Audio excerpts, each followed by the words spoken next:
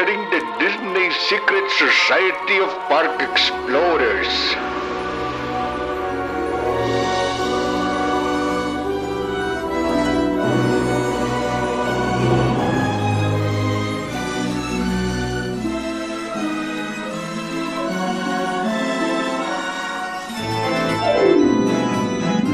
Vamos lá, meus amigos, estamos aqui para mais um encontro da Sociedade dos Exploradores de Parques. Estou eu aqui, Felipe, meus colegas Bruno Rodrigues, Gregório Fonseca e o Willard também participando hoje aqui com a gente. E hoje a gente trouxe um tema aqui para fazer uma discussão diferente de uma coisa que, né, algo que pode ser bom, pode ser ruim, não sabemos, vamos ver como é que essa discussão vai levar aqui hoje, se a gente vai chegar a alguma conclusão ou não. Nós vamos falar sobre interatividade nos parques e nas atrações, né? Funciona? Não funciona? É bom? Não é bom? Melhor a experiência ou não, tá? E assim, até para já começar, já vou puxar até a fila aqui, para falar qual que foi a minha inspiração para falar desse tema.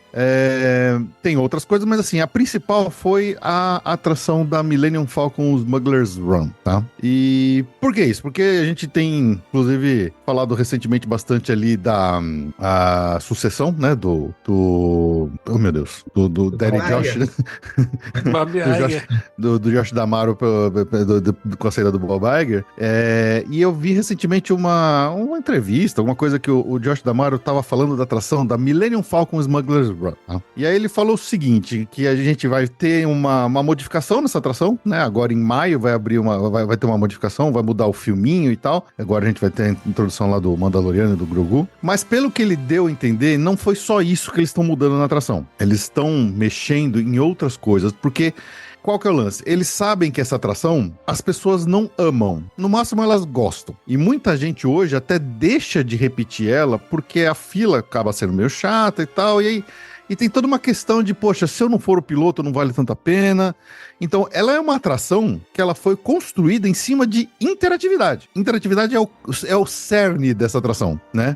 E aí fala assim, poxa, é uma atração que você tem uma interatividade que você pode pilotar a Millennium Falcon, que é uma das naves mais icônicas do cinema. Acho que, do meu ponto de vista, só fica atrás da Enterprise do Star Trek. Mas isso é um assunto para outro episódio, não? Então, quer dizer, é uma atração que deveria ser, tipo, o supra-sumo que todo mundo ia querer ir lá e pilotar Millennium Falcon, mas não é. Aí a pergunta fica, é por causa da interatividade? Porque eu já vi pessoas, e eu sou dessa opinião, que se for pra escolher entre ir na Millennium Falcon ou ir na Star Tours, que não é interativo, eu prefiro o Star Tours. Eu acho melhor. Eu acho que ele me entrega mais do que a Millennium Falcon me entrega, né? E, obviamente, que a gente sabe que interatividade é um grande problema para parques temáticos que tem que ter uma alta capacidade de rotatividade de pessoas. É diferente de você ter uma interatividade num videogame na sua casa que você liga e fica 3 horas jogando. Num parque temático, você tem que rodar, tem que entrar, tem que outras pessoas jogarem. E tem que ser rápido, não pode demorar muito. E isso faz com que a Millennium Falcon seja uma experiência até certo ponto frustrante. Coisa que você não tem esse mesmo sentimento no Star Tours. Então, a Millennium Falcon foi o meu folgas. Eu queria passar a bola pra vocês já, pra não falar especificamente da Millennium Falcon, aí vocês podem puxar a Millennium Falcon ou puxar outras coisas, mas assim, no meu ponto de vista, a interatividade fez com que a Millennium Falcon, a obrigatoriedade de também a interatividade na Millennium Falcon, e aí pra eles aumentarem a capacidade do ride, eles tiveram que dividir 2 pilotos, um sobe e outro vira pro lado, aí 2 engenheiros, e as experiências são muito diferentes. E isso faz com que a atração seja pior no meu ponto de vista, entendeu? Eu acho que, assim, continuando na Millennium Falcon, eu concordo com tudo que você falou. Eu acho que um problema muito grande da Millennium Falcon é que você pode ter experiências muito boas ou muito ruins na mesma ride, dependendo do grupo que tá com você. E, em geral, na maioria das vezes é muito ruim pela minha experiência. É verdade. Porque eu acho que no fim das contas, assim, só é legal de verdade quando você tem algum piloto que sabe o que tá fazendo. Um não, tem que ter 2, né? Se só um dos 2 souber, já fica ruim também. Uhum. Porque se os pilotos não sabem conduzir a nave, fica aquele voo truncado, batendo, chato, que nem é bonito de ficar assistindo se você tiver só de passageiro. Eu acho que se o piloto não estiver fazendo as coisas direito, você perde muito na atração. E como é uma atração de parque que muitas vezes as pessoas querem simplesmente receber alguma coisa, às vezes nem sabe o que elas vão ter que interagir com aquilo lá, ou acham que não vai fazer diferença nenhuma interagir. Então, em muitos casos, você vê que a pessoa que está lá não se importa, não sabe o que está fazendo direito. É um videogame que a pessoa tem que aprender a jogar e jogar bem da primeira vez que ela tem contato. Assim, você não tem um período de curva de aprendizado. Não tem nem tempo para aprender. Não tem nem tempo. E então eu acho que isso atrapalha demais. Eu acho que as melhores experiências que eu tive na Millennium Falcon foram quando eu fui piloto e o piloto do meu lado sabia o que estava fazendo. Então, só que na maioria das vezes, como eu fico querendo economizar tempo e vou de single rider, acabo lá como engenheiro, né? O single rider sempre vai na posição de engenheiro, que se o piloto estiver fazendo as coisas direito, é ok, mas se o piloto não estiver fazendo, fica ainda pior, porque você tem que consertar mais coisa, né? Tem que apertar mais... E aí você acaba nem olhando tanto para a tela, só para as luzes piscando, então até o tipo de interatividade não é tão interessante. Eu acho que é um problema assim, da Millennium Falcon. Eu vejo que uma melhoria nela, além de ter aventuras diferentes, né, que eles já vão fazer agora com o Mandaloriano, podia ter um modo piloto automático lá, ou algum sistema de modo easy que mantenha a aeronave na rota enquanto ela está saindo, para a pessoa não ir muito fora do caminho, né? Eu acho que podia ter um nível de dificuldade diferente que talvez se ajustasse automaticamente no momento que a pessoa começa a jogar, para não piorar a experiência de todo mundo, porque assim, é uma atração legal para quem entende como funciona e para quem já passou pela curva de aprendizado, porque até se você entender como funciona, para você jogar da primeira vez, não necessariamente você vai conseguir ir bem, né? Uhum. A primeira vez que eu fui, eu tava ansiosíssimo pra ir na Millennium Falcon. E aí você puxa o negócio, você entra no hiperespaço, a primeira vez você fala assim, que porra, que legal, não sei o que, mas aí quando você tá nas outras posições, que você só fica apertando o botãozinho assim na parede, até essa forçada de interatividade perde totalmente o sentido, assim, ela fica sem graça mesmo, né?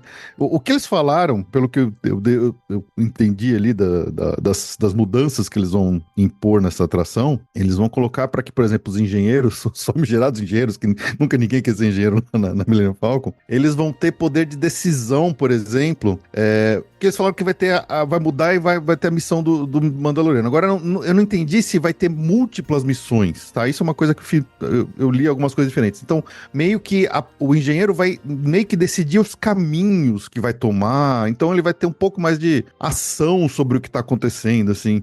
Mas ainda assim, eu acho que é uma atração que ela dá muita diferença de experiência, dependendo do lugar que você sentar, e a culpa disso é a interatividade. Então, talvez se fosse só um simulador de Millennium Falcon, eu acho que o público geral, né, especialmente pessoa que não tem nenhuma habilidade ou nenhuma familiaridade com jogar videogame, sabe? Eu acho que elas aproveitariam mais. Eu acho que ela seria uma atração mais bem avaliada, mais bem quista do que ela é hoje, né? Não sei.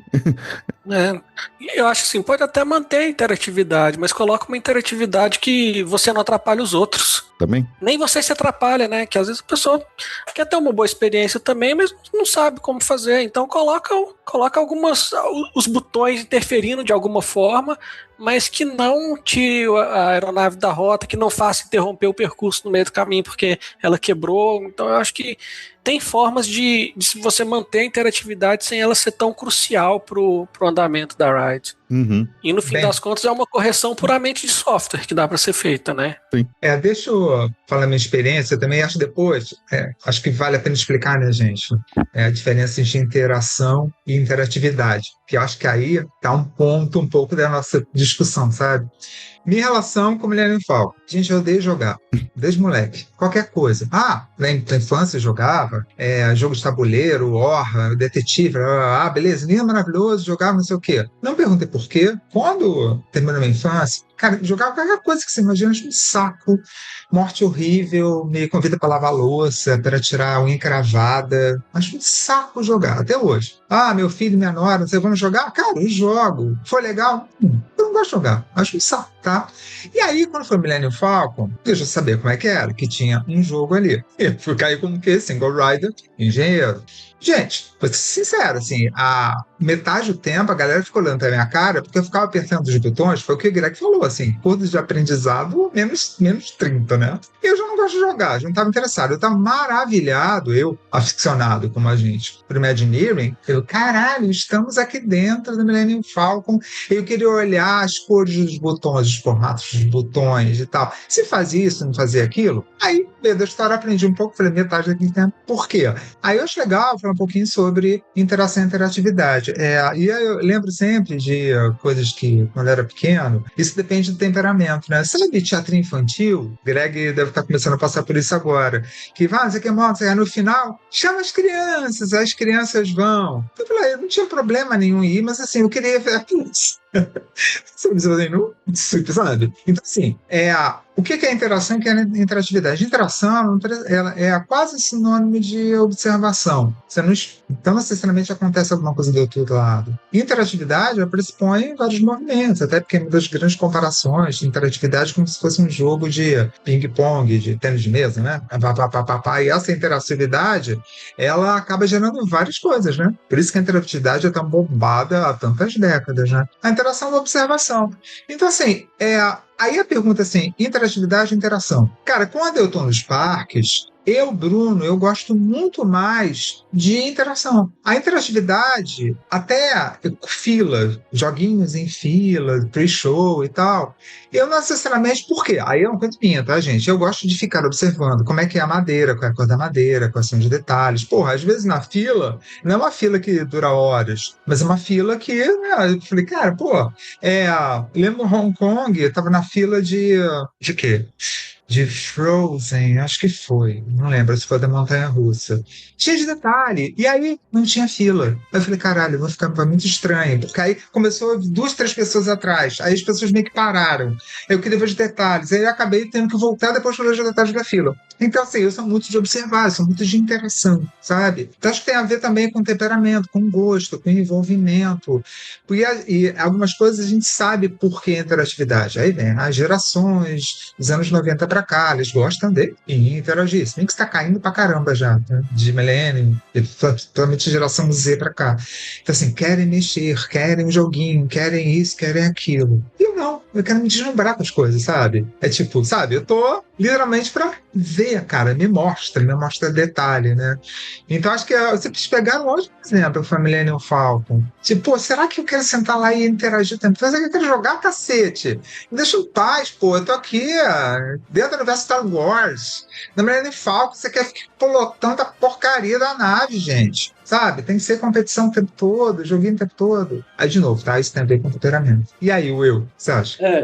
Eu também sou zero familiarizado com games, né? Assim, o último que eu joguei foi Mario, né? Então, assim, do Nintendinho, né? Então, assim, eu não tenho familiaridade. Então, quando eu cheguei na Millennium Falcon, o que é mais legal é a fila mesmo. É você entrar na nave, é você ver os detalhes, tirar foto, ver até as roupas ali dos tripulantes, que é roupa de verdade, não é um plástico ou qualquer coisa. E a minha experiência particular foi essa também, de chegar lá como engenheiro e assim, aperta o botão que acender e ou você olha o botão que fica do lado, ou você olha a tela e aí você não sabe o que está acontecendo. Então, para mim também a Millennium Falcon não foi uma boa experiência, né? Eu sou do time do Felipe também, que assim, se eu for na Star Tours, é mais divertido do que a Millennium Falcon. Agora, tem outras atrações, por exemplo, para falar de interatividade, igual você falou, né, Bruno? Não quero fugir da Millennium Falcon, mas assim, tem outras atrações que tem soluções muito mais simples e que é divertido, né? Então, assim,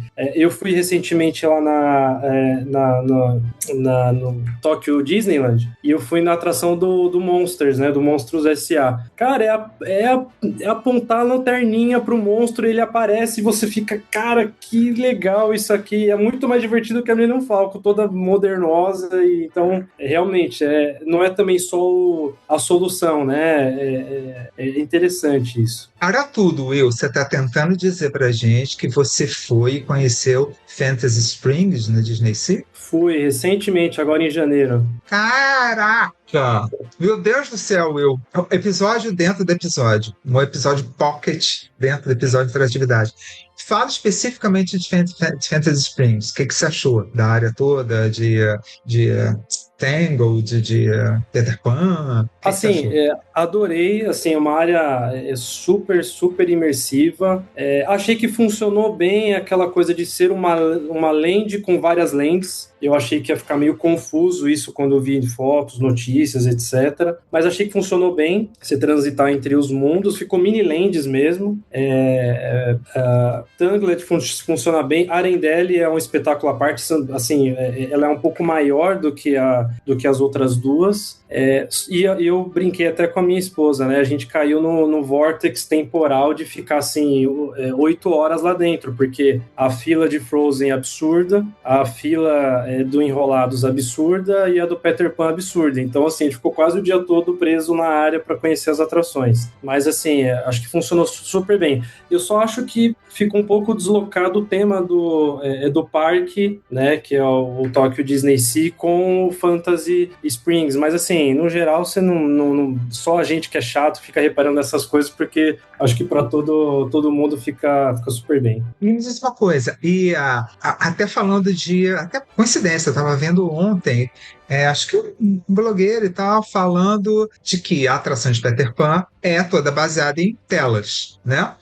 Mas que show, é legal, que até comentando, tem um amigo dele que, mas o amigo dele falou, pô, só tela. Aí ele falou, gente, mas isso é muito legal, a brincadeira que fazem telas, até falando de porque acaba sendo uma coisa muito de interação, né? Não tem interatividade. Mas o que você achou? Achou legal, Peter? Achei, me surpreendeu, porque eu não tinha visto nenhum spoiler também, isso ajudou, né? Então eu segurei spoilers até ver como que era na realidade. Me surpreendeu, lembra bastante, o mesmo estilo do Spider-Man, né?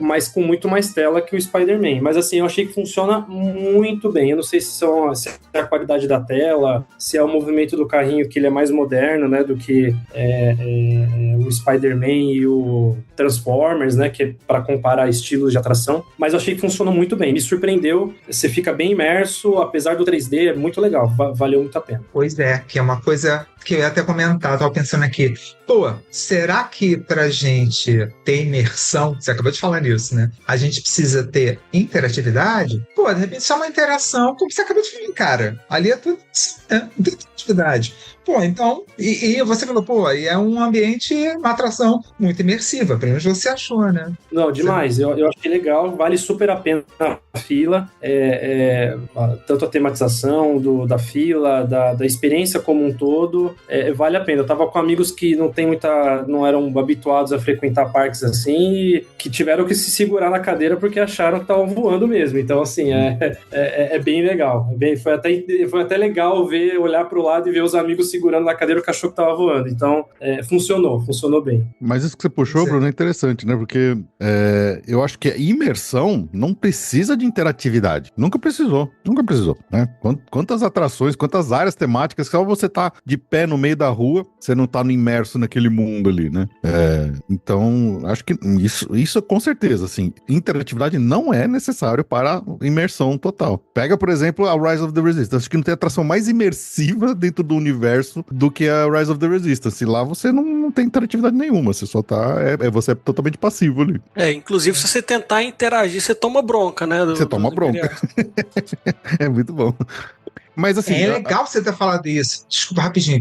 Legal você ter falado isso, Greg. Porque, me corrijam, acho que é a primeira atração de parque Disney que não é para você interagir, né? Existe algum outro tipo de atração, outra atração que tem esse tipo de situação, que você tem que se comportar dentro de um roteiro determinado? Acho que não, né? Acho que é a primeira, sim, né? Porque, na realidade, o que eu estou tentando dizer é o seguinte, nesse caso, não interaja, né? Só observe, né? Na realidade, não é para você interagir ali. É que você pode até dizer que, sei lá, as casas, as Haunted Mansions, as Haunted Mazes, né? As casas mal-assombradas do Halloween Horror Nights, acaba sendo uma coisa mais ou menos no mesmo estilo do que é feito ali no Rise of the Resistance, né? E no fim das contas, o Rise of the Resistance fala que é pra você não interagir, mas na verdade é pra você interagir. Então no fundo é pra você interagir fingindo que não pode, né? Pra te dar a sensação de que você tá fazendo alguma coisa errada, mas no fim das contas é isso que eles querem mesmo, né? Você tá no mudo, Bruno. Vocês sabem por quê? Aí pensamos com o Galaxy Z agora. Quando ela foi concebida, e aliás, outro dia eu estava vendo ou lendo alguma coisa, eu não sei quanto tempo aquela ideia dos cast members se comportarem como se estivessem mesmo lá interagindo. Eu nem sei se aquilo durou semanas, se durou dias, se durou um dia, não chegou a acontecer. Eu não sei, até queria saber de vocês. Aquilo que acabou depois, né? Você sabe exatamente por que aquilo não rolou? Porque aquela interatividade não permaneceu? Eu acho que é porque as pessoas que estavam, né, a interatividade depende do público entrar na onda. Eu acho que não rolou. Eu acho que as pessoas não compraram ou não caíram dentro. Eu acho que os cast members até hoje ainda tentam lá, falar Bright Suns, não sei o quê. Eles tentam usar um pouco da linguagem. Eu lembro que, por exemplo, quando eu fui lá na minha primeira ida, eu ainda tava bem fresco tudo lá, então isso tava rolando, né? Então quando você conversava com os caras, eles falavam dentro da história própria de cada um dos cast members e tal. E eu fiz o meu sabre de luz na Savis Workshop. E aí, na época ainda, tinha a possibilidade de você mandar compras do parque pro Hotel Disney. Eu tava no Hotel Disney. Então o que eu fui? Eu peguei meu sabre de luz, era logo de manhã, não ia ficar andando com o negócio o dia inteiro no parque, né? Aí eu fui na loja lá da Dock Andars e eu fui falar com o cara, ó, eu queria contratar um contrabandista pra devolver esse sabre de luz pro meu planeta. Você consegue me ajudar com isso? E o cara entrou na onda e foi super legal. Aí foi super legal, mas... Ele não chamou a segurança. Exatamente. Não, o cara entrou, foi super legal. Ele entrou na brincadeira, tudo, e isso foi dentro do script ali, do que eu acho que você esperava ali de interação ali dentro da Galaxy Z. Mas eu juro que acho que eu nunca vi ninguém mais fazendo nada assim desse tipo, sabe? É que depende das pessoas. É um dos motivos pelo qual, com certeza, foi a grande falha do... Óbvio, tirando a parte do dinheiro, mas a grande falha do Galactic Star Cruiser, porque era uma experiência 100% interativa, e as pessoas são tímidas, as pessoas, né, quantas pessoas que realmente topam uma interatividade daquele nível, pagar aquele dinheiro, obviamente por isso que perdeu o interesse, né? Bem lembrado, né, desse fatídico episódio do hotel. Acho que foi um dos maiores fracassos recentes dos parques da Disney. Total. Provavelmente o maior da história, né, se for pensar em termos de investimento do pouco tempo que durou. Exatamente. E aí eu fico pensando até em pesquisa, né? Gente, que tipo de pesquisa? A gente sabe que pesquisa falha, mas pelo amor de Deus, né? Aí não foi uma falha, foi um rombo, né? De vazio aí. O que é que eles não conseguiram pescar naquilo para... Aí é o que a gente está conversando, né, gente? Eu acho que interatividade ela tem graus e tem limites, né? Acho que a Disney deve ter percebido ali que, tipo, pô, peraí, cruzando ali num gráfico com o dinheiro que as pessoas têm, né? E o que elas querem do outro lado. E aí vão pedir de você. Peraí, você tá pagando uma grana danada, por mais que você queira, né? Porque acho que tem um equilíbrio ali. Se eu pagar caro, você espera o quê? Luxo, conforto, atendimento, blá blá. Muito dotado, né? E a galera que nem interagiu com todo, sei lá, vozes da minha cabeça, porque pelo jeito também deve ter sido vozes das cabeças deles, né? Mas eu acho que é uma coisa que tinha. Eu acho que tinha público pra isso, sim, mas eles botaram um preço alto demais. Que mesmo as pessoas. É um público limitado também, né? É um público limitado, mas assim, mesmo as pessoas que eram interessadas em participar de um negócio desse. Muita gente não tem dinheiro ou não tem coragem de gastar esse dinheiro por uma experiência dessa. Sim. Era muito, muito caro. Não, a gente se trouxer um exemplo pro Brasil, que a gente tem, eu não sei se vocês já ouviram falar no Instituto Flamel, que é um grupo que é meio como... É um Harry Potter sem Harry Potter, que é tudo baseado em Harry Potter. O pessoal faz umas... Eles até inclusive já fizeram na minha cidade, em Araxá, uma vez.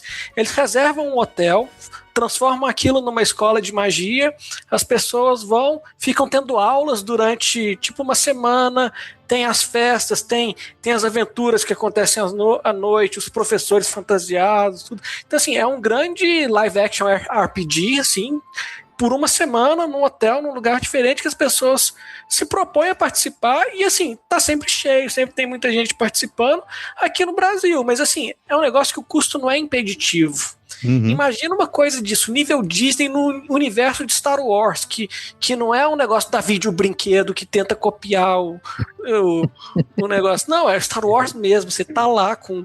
Só que eles colocaram um preço que é impossível de você pagar feliz. Eu acho que mesmo quem paga e gosta da experiência, pensa muitas vezes se realmente valeu a pena pagar aquele tanto, né?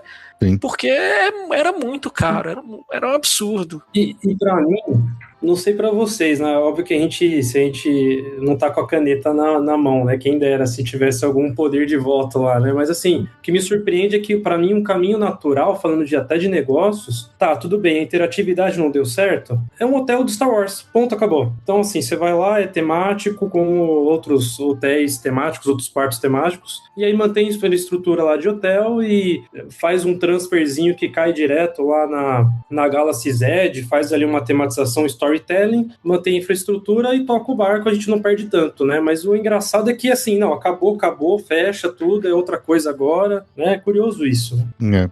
Eu acho que aí tem a ver também era muito pouco. É isso aí, quantidade de quartos, que a logística para se manter um hotel desse, e era um hotel que exigia muita manutenção também, então... Acho que não compensaria funcionar como um hotel, assim. Vocês acham que se... Vai lá, Pode falar, Felipe. Não, vai, manda você. Vocês acham que se... Bem, a eterna lenda urbana. Se abrissem um parque Disney no Brasil, você acha que pelas características do brasileiro, essa interatividade seria mais aceita do que um público tipo de Orlando, Califórnia, Paris? Esquece, né? Só não, né? Mas o que vocês acham? Porque eu fico pensando, porque acho que... Pode falar? Eu acho que depende da interatividade, porque a gente vê, o brasileiro gosta de interagir, mas muitas vezes pro lado da zoeira ou da comédia. É isso que eu falo. Eu acho que se fosse algo sério... A gente vê, assim, pelo sucesso de teatro dramático e de comédia no Brasil. As comédias fazem muito mais sucesso. Filmes brasileiros, em geral, as comédias fazem mais sucesso também. Eu acho que tem muito desse perfil alegre do brasileiro, assim, de ir para esse lado. Então eu acho que para ser uma interatividade seria algo no estilo da atração de monstros que tem lá no Magic Kingdom, que é um show de piadas que faz zoeira com a plateia, alguma coisa assim, alguma coisa que as pessoas participam, mas que sempre pro lado da brincadeira. Você pedir para uma pessoa fazer uma coisa séria demais, assim, eu também acho que não funcionaria muito bem, não.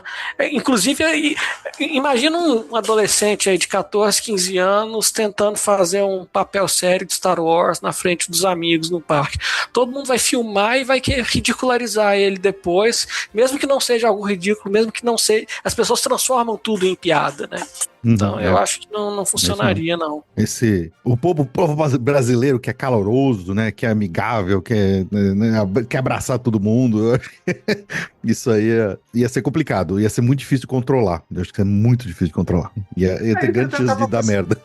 Não, total, também acho. Foi o que o Greg falou. Você foi perfeito, Greg. Assim, o cara pode estar, o adolescente, superar as inseguranças de 15 anos, ele vai lá, incorpora o Luke, sei lá, Ray, e aí vai não sei o que, o amigo dele que tá filmando, vai colocar uma legenda, transformar uma coisa super séria em zoação, aí pronto. Né? A última coisa que um adolescente quer. Mas eu quero perguntar pro Will. Cara, em Hong Kong eu vi isso, mas imagino não, né? Vídeos que a gente vê, né? Will, galera total nos parques de Tóquio, total vestidos de personagens e tal, né? Então, assim, aquilo aí, isso vale para pergunta para todo mundo, tá? Will, você também, mas vale para Felipe e Greg. Aquilo ali seria o quê? É uma forma de imersão? Uma forma de interagir com o parque? O que vocês acham de fazer parte? Porque lá é o tipo de coisa que a gente vê, entre aspas, mas quase com brincadeira, nos outros parques, né? O clássico, né? Colocar a orelhinha, né? Daquele jeito. O que eu vi lá, o que eles usam muito, eu assim, não vi muito diferente do que é em Orlando, pra falar bem a verdade, mas tem algumas peculiaridades, né, do tipo assim, não é só orelhinha, né, em Orlando a gente vê muito orelhinha, ou no Harry Potter também, também, né? A gente vê muita gente com algum acessório. Lá, eu fui no frio agora, né? Então é muito gorro de todo tipo, né? Gorro do Mickey, da Minnie, do Pateta, do Mario, do Luigi, do Yoshi, mochila. Então eles usam muito esses acessórios, né? Pelo menos eu vi muito lá. Assim, eu não percebi, sinceramente, se muda a interatividade como muda em Orlando, né? Assim, numa parada, aliás, parada lá eles são fanáticos, né? Eu já tinha lido sobre isso, mas lá foi impactante, assim. Até tirei uma foto, depois eu mando pra vocês, assim, ó. Tinha uma moça que fez um altar do Pato Donald da Margarida, assim, tinha uns 50 bonecos que ela deixou ali no chão, numa toalhinha, esperando a parada passar. Mas assim, eu não vi o Pato Donald dando um tchau mais efusivo para ela do que para outra, entendeu? Mas assim, então esses acessórios eles usam bastante, mas se isso aumenta a interatividade ou não, eu não sinceramente não tenho a resposta. Eu acho que é uma maneira de sinalizar que tá querendo, né, fazer, né, mas sei lá, né, gente, aí entra... Isso, pode falar, Felipe. Não, esse negócio que eu não tinha pensado nesse ponto, mas você tocou num ponto interessante, essa coisa de você se vestir ou se usar alguma coisa e isso ser uma forma de interatividade com o parque, né? E aí me lembrou, por exemplo, do caso da Mickey Not So Scary Halloween Party, né, no Magic Kingdom, porque é a única oportunidade que adultos têm de se fantasiar para ir no parque, né? E tudo bem que isso não muda a sua interatividade com o parque, com as atrações em si, mas muda com as pessoas. E isso faz a sua experiência de parque, de festa, ser mais legal. Então, as duas vezes que eu fui recentes aí na festa de Halloween do Magic Kingdom, que eu escolhi me fantasiar com roupas que homenageavam atrações e cast members de atrações da Disney, o tipo de interatividade que eu tive com outros guests e com os próprios cast members foi fora do comum, assim, foi muito especial, né? Eu fui em 2003, eu coloquei uma roupa, uma camiseta e o chapeuzinho dos lanterninha lá dos caras da Torre do Terror, e agora no último ano a gente foi fantasiado como se a gente fosse um aluno do Dino Institute. Então, quer dizer, ainda mais com o fechamento do Dino Land e tal, a galera interagiu demais com a gente, e isso foi uma interatividade e melhorou uma experiência, foi muito mais legal, eu curti demais, e eu recomendo pra todo mundo que alguma vez for numa festa de Halloween do Magic Kingdom, faça isso, se usa uma roupa de personagem que esteja relacionado com o parque ou com a filme da Disney, com qualquer coisa, que vocês vão ver o quanto o pessoal interage, assim. Eu lembro de um pessoal falando assim, minha mãe foi com a roupa da Branca de Neve, e aí quando passa a parada que vem a Bruxa Má, ela faz o cara ficar brava com ela, então os personagens também mudam a interação totalmente, e é muito legal isso. E eu acho que isso também, né? Não entendi, Willer. É que você foi muito criativo, né? A gente sempre tenta.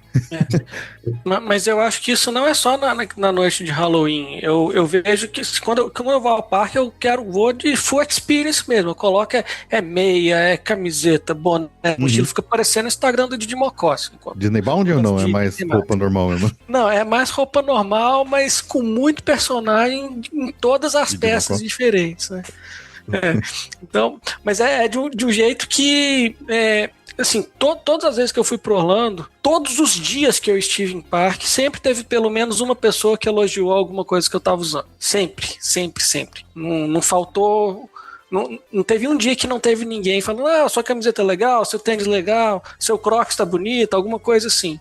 Isso os guests mesmo, as pessoas não precisam nem ser cast member, porque eu sempre escolho alguma coisa que tá relacionada ao tema. Então, assim, se eu vou no Animal Kingdom, que eu pego alguma coisa do Rei Leão, alguma coisa relacionada a animal, e tento ligar alguma atração, algum ponto marcante do parque. Hollywood Studios, vou com algo de Star Wars, ou Toy Story.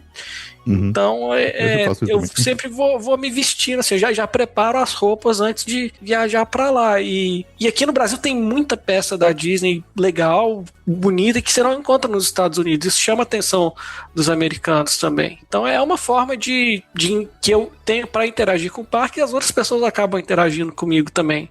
Eu acho isso muito legal. E com relação à orelhinha, eu tinha para mim que toda viagem eu comprava uma orelhinha diferente. Só que das últimas vezes, eu não sei o que está acontecendo, acho que as pessoas não se interessam mais, que as orelhinhas masculinas estão sumindo das lojas, só tem orelhinha da Minnie. A variação de orelha da Minnie aumentou demais, mas as masculinas, que tem aquela cuiazinha, né, que parece a cumbuca que você põe na cabeça, você tem 2, 3, no máximo umas 4 diferentes, e sempre as mesmas. Eles não estão atualizando mais, parece que é um negócio que tem só para falar que tem mesmo, mas a quantidade de bonés aumentou, então parece que sim, para o público masculino, as pessoas estão preferindo usar bonés temáticos, eu tenho alguns também, mas as orelhinhas estão em extinção do Mickey, né? Só da Minnie não, da Minnie elas estão em amplo crescimento. Eu queria falar agora de um outro tipo de interatividade, estava pensando aqui, que é uma interatividade que fica na nossa mão, né? Porque eu falei, tem essa coisa da fila, estava lembrando agora, da última vez em Orlando, na fila da Little Mermaid, que tinha aquele joguinho, não sei o que, aí eu falei, cara, não, tipo, sabe, eu queria ir à atração, eu falei, pô, que legal, eu queria ficar aqui, mas eu queria ir mais em atração. Só que aquelas coisas vão se colocando no seu caminho, você é obrigado, mas assim, eles querem que seja parte da atração você interagir com aquilo e de repente você não está afim. Mas uma categoria que eu não toquei agora, que é aquela categoria que realmente está na tua mão, que é visita guiada. Não sei se vocês já fizeram visita guiada. Eu lembrei das minhas visitas guiadas. Por exemplo, a visita guiada que eu fiz em Paris, na Disney de Paris. Aí eu lembro, aí que tipo de coisa que é legal, porque o cast member era muito bem preparado, aí ele ficou explicando do restaurante de Pinóquio os azulejos. Sabe aquele azulejo bem de vila de subúrbios, anos 70, com aqueles pedacinhos de azulejo no chão? Acho que até São Paulo ainda tem muita casa assim, né? Acho que Rio aqui tinha mais. E explicaram que aquilo ali era um mural da Mary Blair. Eu falei, cara, eu adoro Mary Blair. Falei, quase me joguei no chão. Falei, olha, meu Deus do céu, esses azulejos e tal.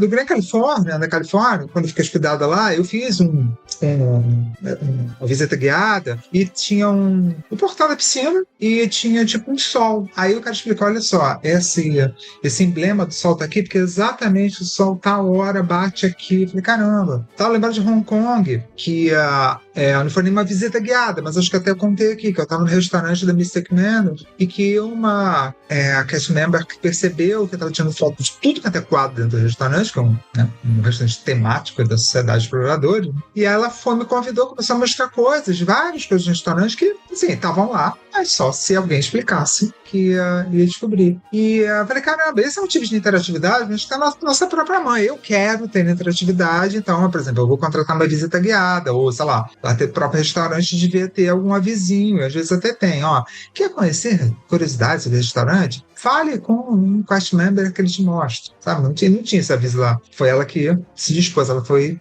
de repente, eles catam alguém. Tinha tido muita interatividade, teve zero. O Skipper Canteen, não sei se alguém já foi Skipper Canteen, o restaurante da Sociedade em Orlando, né, que é dentro da biblioteca, tem que estar rolando dentro, que tem uma parede, biblioteca que abre lá dentro. Mano, no McDonald's, sabe, no Bootkin do Rio, em que, sabe, e eu fanático, tem 1000 coisas ali para olhar, mas tipo, esquece mesmo, tipo, podia estar no salão comum, né, porque tava, entendeu? Então, cara, esse tipo de coisa também. Acho que quando a interatividade ela é oferecida para você, se você quer, com sinalização, né? Queria saber o que vocês acham disso. Vocês já passaram por esse tipo de situação? Ninguém? Eu nunca tive essa experiência. Eu tenho curiosidade, mas eu nunca tive. O que eu ia comentar no Olga's Canteen, que tem lá, né? Também no Star Wars, que eu achei também que eu ia chegar lá e assim, nossa, tô aqui no filme, né? E assim, é um bar botequim normal, pede seu drink e quando você terminar, você se retire, por gentileza, que tem mais gente na fila. Aliás, mostra um exemplo, né? Que é um lugar eles ainda te levam pro lugar que você tem que sentar, né? Você nem pode ficar andando até. Pô, exatamente, Greg. Mas senta aí, fica nesse cantinho. Tipo, você não sai daí. Eu nunca fui, mas o pessoal fala lá do restaurante do Roundup BBQ do Toy Story, no Toy Story Land, que tem uma brincadeira legal, que o pessoal, de repente, no som lá, como se o Andy estivesse chegando, todo mundo no restaurante tem que ficar parado. Acaba sendo uma interatividade desse tipo que eu fui também assim um pouco, viu, Will?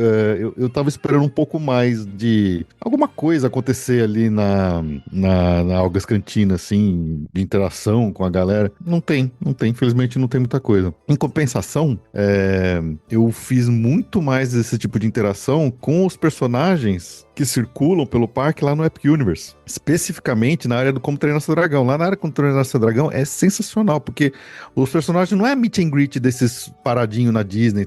Tem obviamente o do Banguela, que também é sensacional, né? E meet and greet não deixa de ser uma interatividade, mas você tem personagens que ficam rodando na área, eles ficam conversando com a galera, eles puxam o papo com você tá lá e troca, e eles não saem do personagem. Eu não vi pessoalmente, mas eu vi vídeos, por exemplo, os caras estavam lá naquela taverna lá embaixo do moinho da área do Dark Universe, e aí tem uns caçadores de monstros que estão lá e eles são personagens, eles conversam com as pessoas, interagem com as pessoas. Então, esse tipo de interatividade, quando vem de um personagem, também é bem legal, assim, dentro de uma área temática, não precisa estar na fila pra fazer e tal. Então, eu acho bem legal também, que era o que eu esperava dentro da Algas Cantinas. Se na Algas Cantinas colocasse, sei lá, em algum momento entra um caçador de recompensa e entra alguém, os caras começam a trocar tiro, e aí o outro, sabe, qualquer teatrinho que eles fizessem lá, só pra você ver, melhoraria muito a experiência. Acho que ia dar um up, né? Por exemplo, sei lá, é que nem alguém simulando a cena do Obi-Wan cortando o braço do cara lá na cantina de Tatooine. Qualquer coisa dessas ia melhorar a experiência da Algas Cantina, e infelizmente isso não tem. Acaba sendo uma experiência com quase nada de interatividade, né? Acho que no fim das contas a Galaxy's Edge depende muito do público, né, dos guests, para que as coisas funcionem, e acho que esse foi o erro de cálculo, né? Eles acharam que todo mundo ia chegar já sabendo as regras, como que as coisas funcionam, interagindo, e não, tem muita gente que tá lá para conhecer, sem nenhuma informação prévia, tá explorando o parque, vendo coisa nova, e eu acho que esses são os ajustes que precisam ser feitos lá para que a experiência de todo mundo melhore. Sim. Falando de interatividade ainda em atração, né? A gente abriu o episódio falando da Millennium Falcon, mas o Will trouxe o exemplo lá da lanterninha lá da atração dos monstros, e isso me lembrou, por exemplo, outras atrações similares que têm uma interatividade nossa e que, diferente da Millennium Falcon, você não traga a experiência sua ou de outras pessoas, né, que elas são mais individualizadas, né, por exemplo, qualquer atração que tem tirinho, né, sei lá, o Toy Story, Mania, o Buzz Lightyear, que agora tá sendo reformado e vai mudar, o MIB, né, são atrações que, e até acho que a mais interativa de todas dessas é a do Mario Kart, e ainda bem que o Júnior não tá aqui hoje, porque senão ele ia falar que é uma média inacreditável, eu ia ficar bravo com ele de novo, mas é uma atração que ela é pura interatividade, mas ainda assim ela tem um contexto que, se você não interagir, ainda assim você aproveita, ainda você consegue ver, você consegue curtir, você não precisa lá ficar tirando de um ponto, você pode ver o cenário e tal. É diferente da Millennium Falcon. A Millennium Falcon, se você não controla a nave, cara, você ferrou com toda a experiência. Agora essas outras, ok, o Toy Story o Toy Story Mania, se você não der tiro, não acontece nada, né? Obviamente, mas aí todo mundo quer dar tiro porque é divertido dar tiro, então acaba que todo mundo se diverte lá, porque é fácil. A curva de aprendizado é muito rápida, né?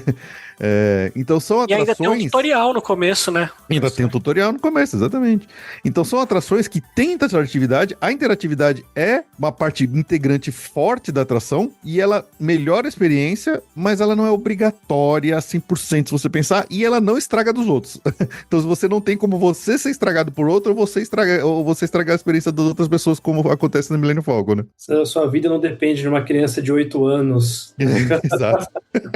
Ficar ralando a Millennium Falcon do começo ao final na parede. Mas eu arrisco a dizer que o Felipe trouxe um bom exemplo do MIB. Eu vou ser polêmico agora. Eu arrisco a dizer que MIB, com todos os seus problemas e o banho de loja que precisa, é mais legal do que a Millennium Falcon ainda. Polêmico. E eu não vou discordar 100% de você, não. Eu acho que, tirando as ressalvas de que é uma atração que já tá meio velhinha, eu concordo que eu acho que ela te entrega mais do que a Millennium Falcon entrega hoje, em termos de recompensa por você acertar o alvo, por você realmente ir lá e tentar tirar direitinho. Eu acho que é isso mesmo. Eu acho que é mais um alinhamento de expectativa, porque na Millennium Falcon você chega com expectativa alta, no MIB você chega com a expectativa baixa. Lá embaixo. Então, no fim das contas, você pode até sair mais feliz do MIB, mas não é melhor de jeito nenhum pra mim. É complicado. Uma coisa que eu queria perguntar para vocês, porque eu esqueci agora, nem sei se esse restaurante ainda existe.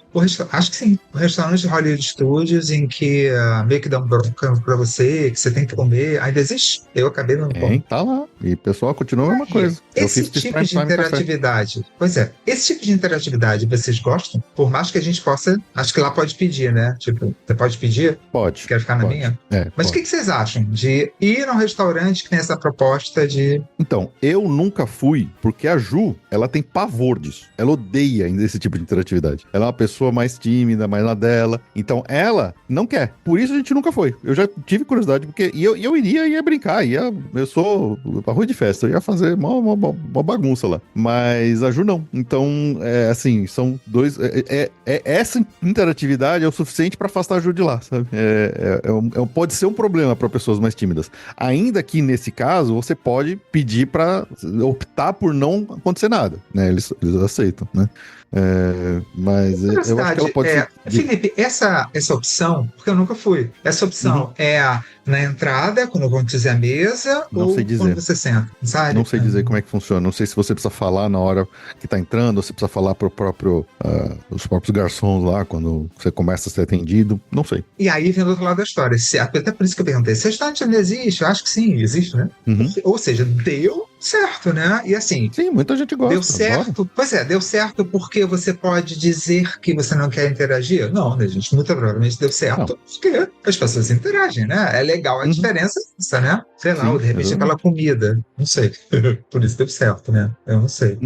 É o tipo de coisa que aí, pensando até do Brasil, entra um pouco no território do que o Greg falou, né? Tudo é zoação. Não sei até que ponto o brasileiro tem até limite pobre do cast member que fosse ter esse tipo de interação. Aí eu já fico em dúvida. Mas você ia falar alguma coisa, né? Não, pensando em interação em restaurantes, uma coisa que é muito legal são os almoços com personagem, né? Porque pessoa, principalmente para quem tá com criança pequena, que você vai no almoço desse ou no café da manhã, você encontra vários personagens que eles vão até sua mesa, conversa, brinca e sem precisar pegar fila com cada um deles, né?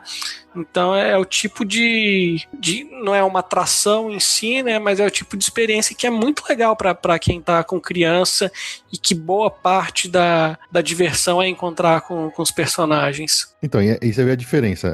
Esses a gente já fez, esses a minha esposa não tem problema, ela gosta. Inclusive, a gente foi lá no Crystal Palace, porque ela tava louca pra conhecer o bisonho lá da turma do Ursinho Puff. Ela foi com a camiseta do bisonho no dia, na hora que ele viu a camiseta, ele também fez uma festa pra ela e tal. Mas quando é uma interatividade mais pessoal, mais falada, inclusive é uma coisa que a Ju sempre fala, esses meet and greets, ela gosta de fazer esses meet and greets com personagens, especialmente os personagens que não falam, mas ela já não curte, por exemplo, um meet and greet com uma princesa que ela olha na sua cara e fala com você, tipo, meet and greet com pessoas com rosto, de verdade.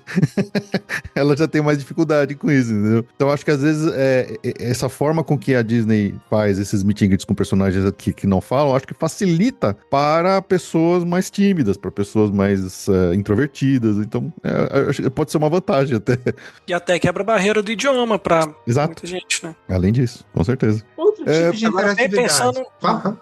Não, eu ia mudar um pouco de assunto, mas pensando numa atração que ela não existe mais, mas tinha no universo, e tinha uma interatividade grande, mas só de quem quisesse interagir, é a Disaster. A Disaster, eles pegavam alguns voluntários para poder participar das demonstrações de efeito especial. E eu já fui voluntário. E eu achei muito legal. Então eu fui lá, coloquei um macacão, derrubaram as pedras na minha cabeça, todas pedras de espuma. Depois mostraram um vídeo pra todo mundo das coisas que caem na minha cabeça. Mas aquilo lá, assim, você tem um grupo de não sei quantas pessoas. Quem quer participar? Meia dúzia lá levanta a mão e pronto. Então, assim, ele dá esse tipo de abertura. É muito interativo pra quem tá lá, porque você sobe no palco e faz o que o povo tá falando pra fazer, né? Tem figurino pra colocar. Então é o tipo de coisa que é muito legal. E tanto quem é muito tímido quanto quem é muito extrovertido, gosta de interagir, pode participar e ter uma experiência boa. Então, assim, se tem alguém que não quer falar com ninguém, quer só assistir, tá lá, assistindo. Tem alguém que quer subir no palco e pronto, também pode, né? Acho que... Me lembrou Indiana Jones, né, também. Eu não sei se tem ainda, porque teve alguns acidentes lá, mas ainda eles chamam voluntários lá para participar? Chamam. Tem. Mas aí é numa escala muito menor, né? Porque o Indiana Jones é um palco, a plateia é gigantesca, né? Ele chama Exato. poucas pessoas para participar, né? Eu lembrei agora de outra categoria de interatividade. Gente, deve ter o quê? Uns 10 anos isso? Sei lá. Aquele jogo que tinha de Lizzie Maguire no Epcot, não era? Que você rodava e tinha que coletar algumas coisas, não era isso? Greg, acho que lembrou. É que eles vão mudando, cada época é um tema diferente, né? Já teve da Lizzie Maguire, Phineas e Ferb, DuckTales.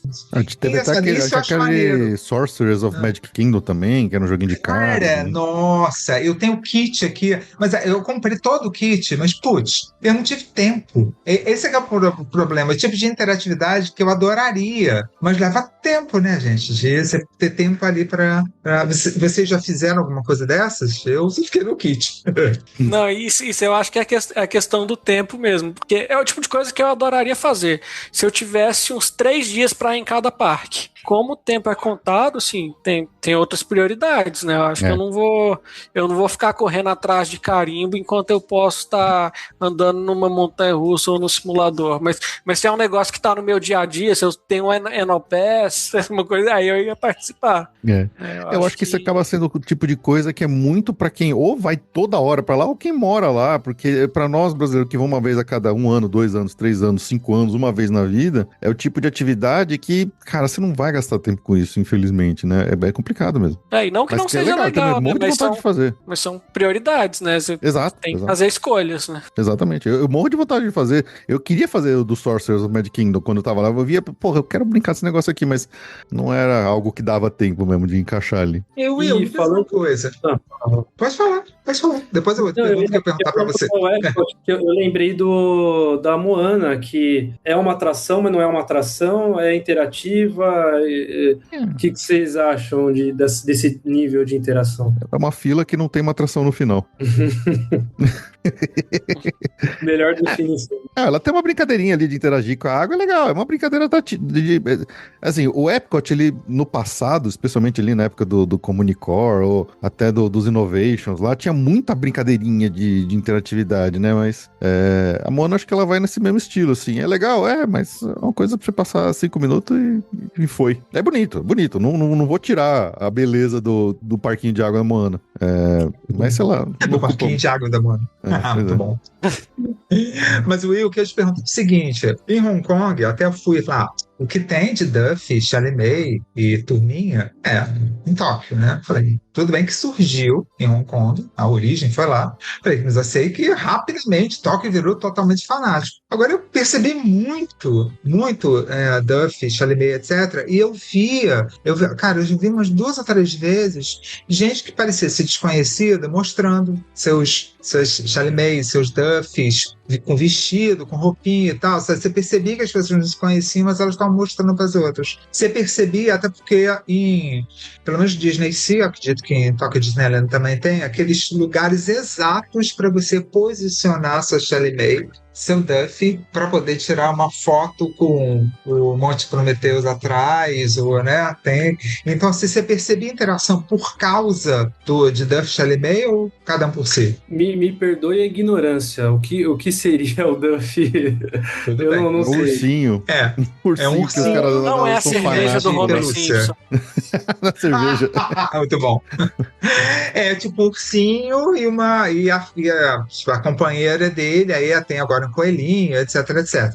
Bem, se você está dizendo que não percebeu, eu você não deve sinceramente... ter visto. Mas os asiáticos, eles são fanáticos por esse Duffy, a turma do Duffy, coisa que no Parque dos Estados Unidos ninguém liga a mínima.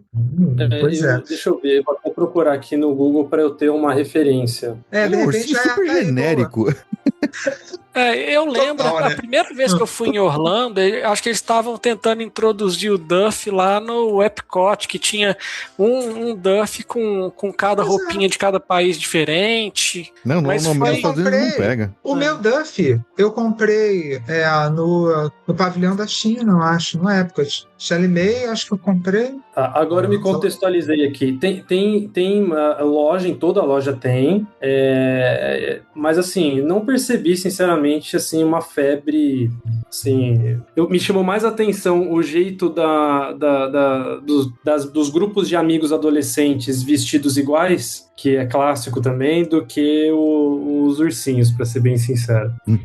Que eu até achei que era uniforme de escola, mas não tem nada a ver, depois eu descobri isso. Na verdade, tem, quer dizer, não sei o que você viu, né, Will? Mas eu não sei se você sabe, tem esse costume, sim, realmente o costume, principalmente as adolescentes saindo da escola, tipo assim, aquela coisa bem, saindo da escola e ir para a Disney, não sei o quê. Então eu não sei o que você viu, se era mesmo uniforme de escola, né?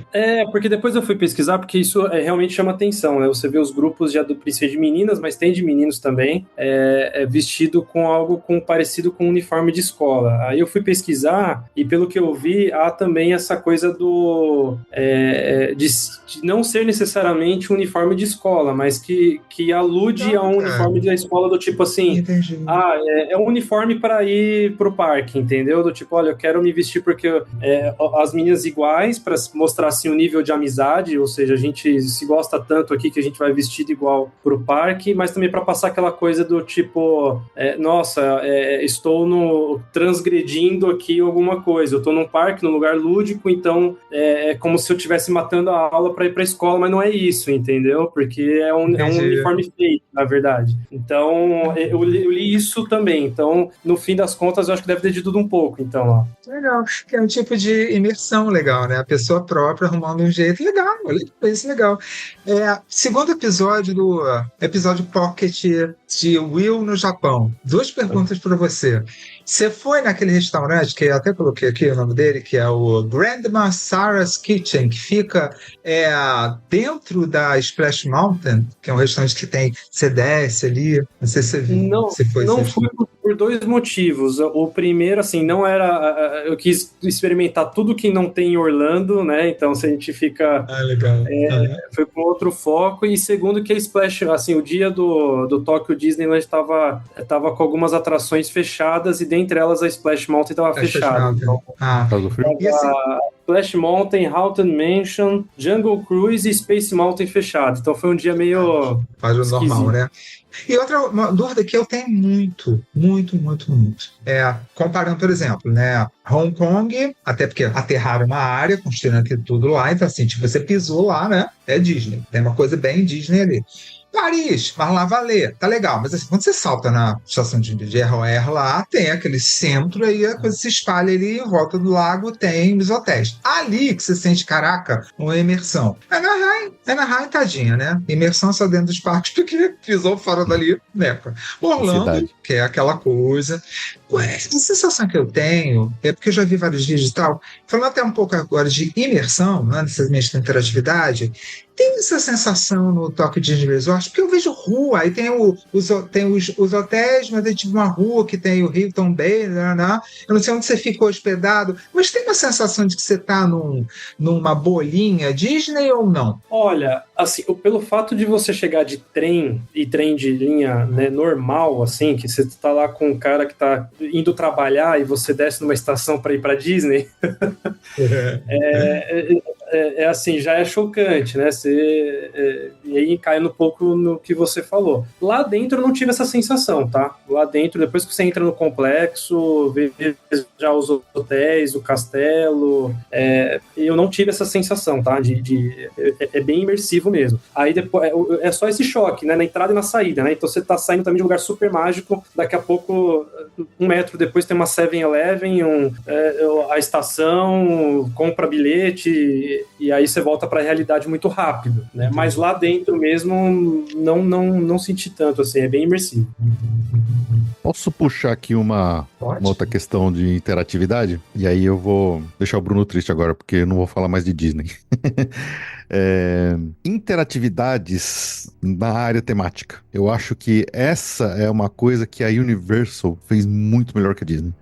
E aí eu vou trazer 2 exemplos aqui, né?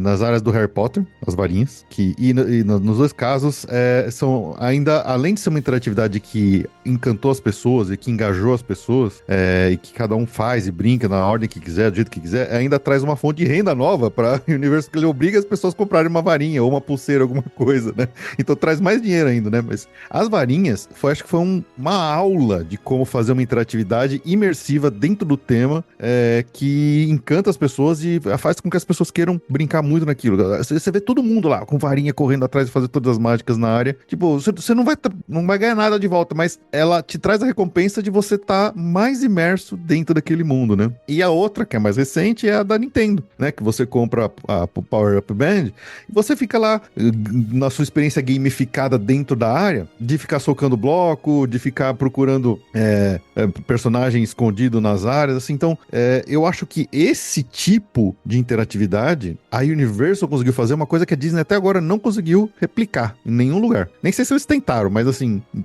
é muito superior a qualquer coisa que a Disney tenha feito em termos desse nível de interatividade de área temática imersiva. Então, eu combino as duas coisas, Bruno.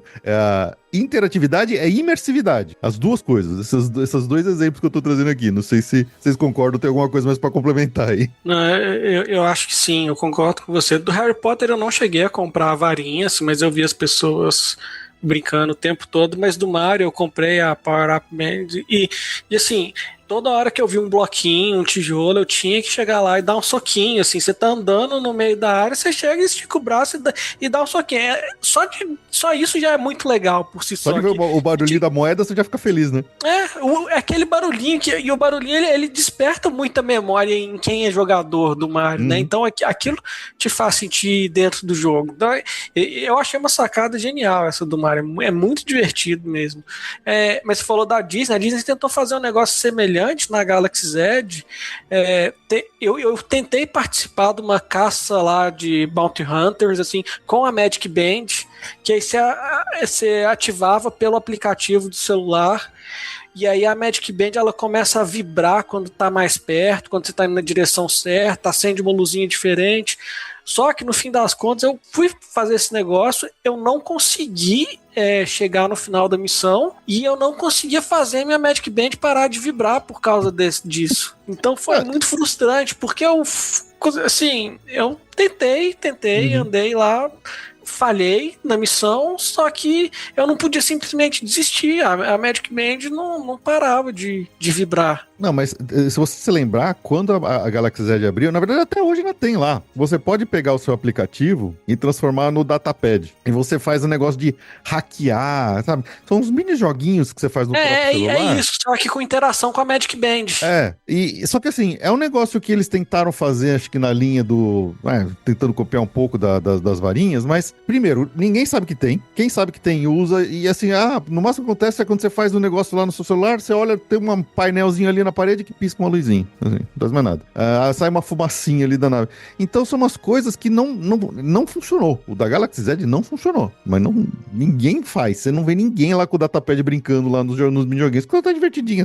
É simples, mas é divertidinho. É diferente da varinha. E olha que o da Galaxy Z é de graça. Tá? O seu celular tá na sua mão. Né? Você abre o aplicativo e faz. Agora o cara não. O cara na Nintendo vai lá pagar $40 numa Power Up Band. Vai chegar lá na área do Harry Potter, vai comprar por $60, $70 uma varinha interativa e vai curtir como nunca, assim. Vai gastar e vai gastar sorrindo ainda. Eu tenho uma pergunta pro Felipe e pro Gregório. Eu não sei se também se o Bruno teve a oportunidade. É outra experiência você visitar a área da Nintendo com a pulseira e sem a pulseira? Eu senti... Quando eu fui pro parque, eu esqueci a minha pulseira, eu falei assim, caramba, tá faltando coisa aqui, eu quero bater esse bloco, mas eu vou bater o bloco e não vai fazer barulhinho. E como tem o lance do aplicativo também, que você vai meio que progredindo ali, você vai ganhando selinho, você vai ganhando um monte de coisa, você sente que quando você tá no parque, é isso que eles fizeram uma experiência bem gamificada, né? Quando você tá lá, que você não tá caçando por alguma coisa pra aumentar a quantidade de coisas que você tem no aplicativo, você sente que você tá perdendo, sabe? Pelo menos é a minha sensação, não sei do Greg. Eu não fui na Super Nintendo World sem a pulseira. Eu comprei antes de entrar, inclusive. Eu falei, já quero entrar com o negócio funcionando. Já comprei, já pareei com o aplicativo pra não perder nada desde o primeiro momento. Eu falei assim, não quero ficar sem essa experiência. Então, assim, eu não tenho um parâmetro de comparação. Mas eu acredito, pelo tanto que eu me diverti com a pulseira lá, eu acho que deve ser muito mais legal se você tiver um. E tem outra, Willa, assim, especialmente falando de Epic Universe, né?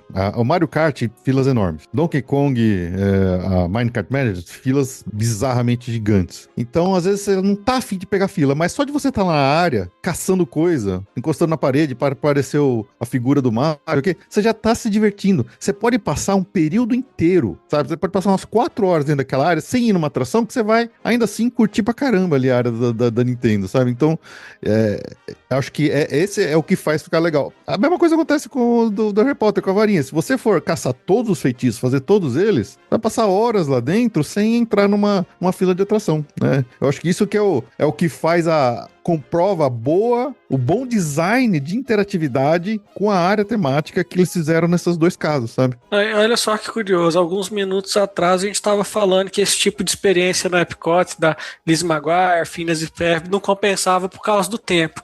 Aí vai lá para os parques do universo, você gasta o mesmo tempo que você gastaria nessas outras coisas no Epcot, mas lá vale a pena, né? No universo então, vale a pena. É engraçado, né? Eu acho que é porque esses do Epcot, eles são a atração em si, né? Ficar caçando coisa da Liz Maguire, do Phineas e Ferb, não sei o quê. Ele não tem uma ligação temática com o resto do parque. É uma ligação temática daquela atividade. É uma atividade que você tá indo lá pra fazer ela. Agora, acho que quando eles integram na área da Nintendo e na área do Harry Potter a atividade com o tema da área, isso é o que faz virar a chave de não é mais um tempo gasto, é um tempo bem gasto.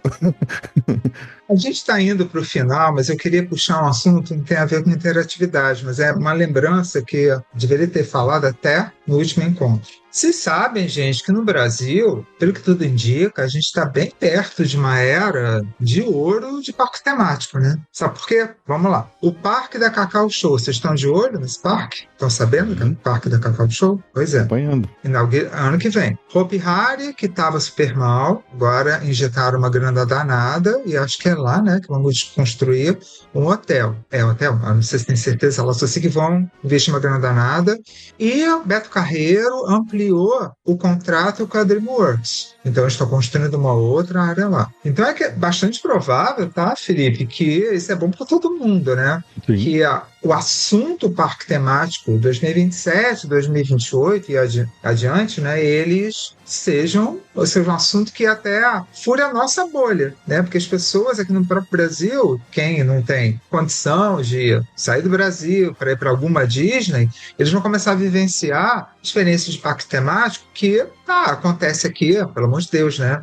O Beto Carreiro há muito tempo, o Hopi Hari também, mas, né, parques ficaram meia boca ali, né? E acho que agora a gente está entrando numa fase capitaneada pelo Parque do Cacau Show. Então eu tô falando isso, Felipe, até por conta do Passaporte Orlando também, acho que em algum momento você pode falar sobre isso, uma forma de caramba, olha só, sabe? É uma ponte até para Orlando. Sim, na verdade, assim, eu tô devendo, porque eu nunca fui no Beto Carreiro. Na verdade, eu fui no Beto Carreiro há, 30 anos atrás, então era muito diferente do que é hoje, sabe? Então, eu tô devendo voltar lá, e eu tô acompanhando as matérias da construção do Cacau Park também. Tô empolgadíssimo. Com certeza o Cacau Park, na hora que abrir, eu vou querer correndo ir lá, né? Mas eu tô devendo. Eu ainda preciso ir no Beto Carreiro pra poder ir falar dele com mais propriedade. O Hopi Hari eu fui muito. Na verdade, o Hopi Hari, quando eu tava na faculdade, e quando eu tava namorando a Ju, a gente ia semana sim, semana não, a gente dava um jeito de ir no Hopi Hari. Foi muito no Hopi Hari. Que legal, cara. Eu nunca fui nenhum dos dois.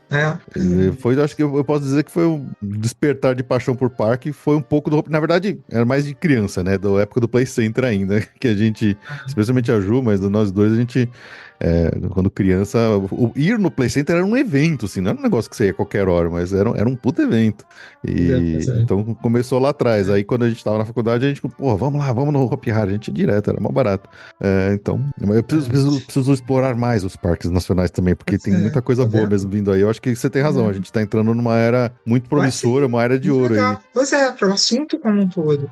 E queria falar também, né, sobre uma notícia sobre livro que a gente teve essa semana que um dos principais Imagineers, né, que é o Joe Rohde, que ele vai lançar um livro em setembro. Já está em pré-venda na Amazon e acho que dentro da categoria é o mais vendido, né?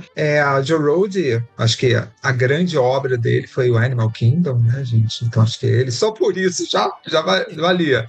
A Tower of Terror voltada para Guardiões da Galáxia, né? E as coisas que o cara fez. E então acho que vale essa expectativa. Eu até conversei com o Greg Felipe, e eu só tenho uma dúvida, porque eu já assisti palestra presencial com o Joe Rohde, mais de uma e tal. Eu adoro ver ele falar, mas ele às vezes é muito, sabe? When the moon is in the seventh house and Jupiter aligns with Mars. Ele vai viajando muito, ele é muito, sabe? Até escreve também, só textão, ele vai, viaja, aqui. Mas é muito inteligente, muito criativo. E o livro, pelo que eu vi, falei, what? Tipo assim, tem uma pegada voltada para o universo empresarial. Como você aplicar tudo? Falei, aí quando entra nesse business, falei, gente, não sei não. Gente, claro que eu vou comprar, claro que eu vou ler esse livro da Relê, pois John Rohde, né? Então, só queria lembrar que... Vai lá. Até comentando esses tópicos, com relação ao livro do Joe Rohde, assim, eu também, claro que eu vou ler, não comprei na pré-venda ainda, porque por enquanto a pré-venda é só internacional, e quando vender no Brasil provavelmente é mais barato, mas para alinhamento de expectativa, ele já estava falando no Instagram que assim, as pessoas vão encontrar no livro coisas sobre os parques temáticos, mas o foco dele é principalmente nas viagens, nas explorações que ele fez. Tanto é que o livro está saindo pelo selo National Geographic, dentro da Disney Editions. Então, assim, sim, tem coisa de Imagineering, deve ter muita coisa do Animal Kingdom, mas não vai ser o foco principal. Eu acho que vai ser muito mais assim, vamos entender a cabeça desse Joe Rohde, de onde ele tira as influências dele, as viagens malucas, de onde veio cada um dos itens do brinco da orelha esquerda dele, né, que cada um é de uma viagem diferente. Eu acho que vai ser muito nesse sentido. E acho que vai ser muito legal. Mas assim, a gente tem que ter em mente que parque temático vai ser uma parcela, não sei qual tamanho, mas não vai ser majoritária dentro do livro dele, né? E outro ponto, com relação aos parques brasileiros que você estava falando, eu adoro o parque, assim, mesmo aqui em Belo Horizonte, que não tem muita coisa, tem o Parque Guanabara, que é um parque pequenininho, que eu adoro ir lá também. Então, com certeza esses parques maiores, que com grande investimento, grandes atrações, vão ser muito bons para o Brasil, mas isso até mostra o quanto a gente está distante de uma Disney brasileira, que uma Disney brasileira é inviável aqui, para efeito de comparação em termos de investimento. Mas você não sabia? Vai ter uma Disney Jundiaí logo. Pois é, de onde vem esse dinheiro, né? Jundia Disney. Requentam o tema da Jundia Disney.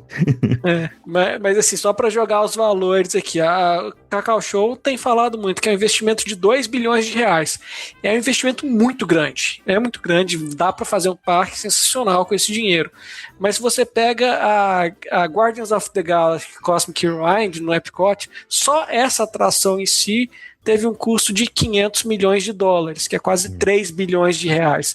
Então, uma atração do Epcot custando um parque e meio do Cacau Park, né? Então, assim, como que a gente vai trazer uma Disney para o Brasil para ter esse nível de atração de investimento? A conta não fecha e não vai fechar. Então, assim, eu acho que, né, quem pensa, vamos ter uma Disney no Brasil, pode tirar da cabeça que da forma como a gente tem as coisas hoje, os custos envolvidos para um parque desse, não vai ter. Mas fico muito feliz com o que a gente tem aqui e o que a gente vai ter. Mas, né, são opções que vão ser muito boas. Com certeza eu vou querer visitar, mas é diferente, não é a Disney, né? Não vai ser, e nem é para ser, né? Acho que são coisas diferentes. Eu sou suspeito para falar, porque antes de Disneiro e Orlandeiro e Universaleiro, se é que essa expressão existe, eu sou parqueiro. Então, assim, para mim o parque itinerante da praia já me diverte muito, assim. Então eu gosto. Então eu fico feliz também com esses investimentos, acho legal. Nada mais radical do que um parque no beira de praia todo comido de corrosão, pra você realmente se sentir radicalidade e medo pela sua vida, né? É isso, a montanha-russa apoiada no tijolinho de barro ali. Né? Exatamente. Essa é a alegria da emoção. Mas eu também fico feliz, eu tô acompanhando, assim, vejo imagem de drone do Cacau Park, realmente, acho que eles vão subir um pouco o nível do que o brasileiro imagina de parque temático, eu acho, na minha opinião, né? E é muito legal ver uma Vekoma do tamanho, né, do porte que tem lá, tipo assim, cara, é a mesma fabricante da Tron, sabe? Então é muito legal ver esse nível de tecnologia muito mais perto, muito mais acessível pra gente. E coincidentemente, na semana passada, eu vi um vídeo de um blogueiro também de parques aqui no Brasil, do Beto Carreiro, e faz tempo também que eu fui, faz mais de 10 anos no Beto Carreiro. E assim, eu fiquei surpreso com a qualidade de algumas áreas ali de Hot Wheels, tem da DreamWorks também, do Madagascar, e eu fiquei bem surpreso. Tem a área da Nerf também, pelo que eu vi em vídeo, pelo menos, assim, não deve em nada a algumas áreas temáticas que a gente vê em Orlando, assim, em menor porte, claro, né? Mas assim, eu fiquei bem animado. Com relação ao Joe Road, vou comprar o livro também, e é engraçado que ele fez uma postagem do Dino Institute, né? Ele fez lá uma série no Instagram de 15 posts que poderiam ser 1,5, já tava bem explicado, né? Beleza, gente. Ó, terminamos hoje. Lembrando sempre, né, o John Road, ele faz parte, mesmo é membro, paga anos, da Verdadeira Sociedade de Exploradores. Não sei se vocês sabem que existe essa Verdadeira Sociedade de Exploradores, que inclusive os astronautas que foram à Lua, eles eram membros. Tem exploradores do Everest também. Existe há muito, muito, muito tempo, tá? Isso é bom. Muita gente não sabe. Você que está vendo, ouvindo a gente, existe uma Sociedade de Exploradores. A de parques, essa aqui é a única, certo? Pessoal, então ficamos hoje por aqui. Felipe quer dar aquela encerrada e falar do quê? Do Passaporte? É nóis, estamos aí no Passaporte Orlando. Se você está ouvindo a gente aqui por outros caminhos que não chegou através do Passaporte Orlando, então vamos lá no Passaporte Orlando para ouvir, porque a gente fala muita coisa sobre parques Disney e tudo mais. É nóis, estamos aí em todos os agregadores por aí que você procurar. Gente, obrigado. Valeu, Felipe. Valeu, Greg. Valeu. Will. Você que está assistindo a gente, ouvindo a gente. Valeu, obrigado. Até a próxima. Tchau. Tchau.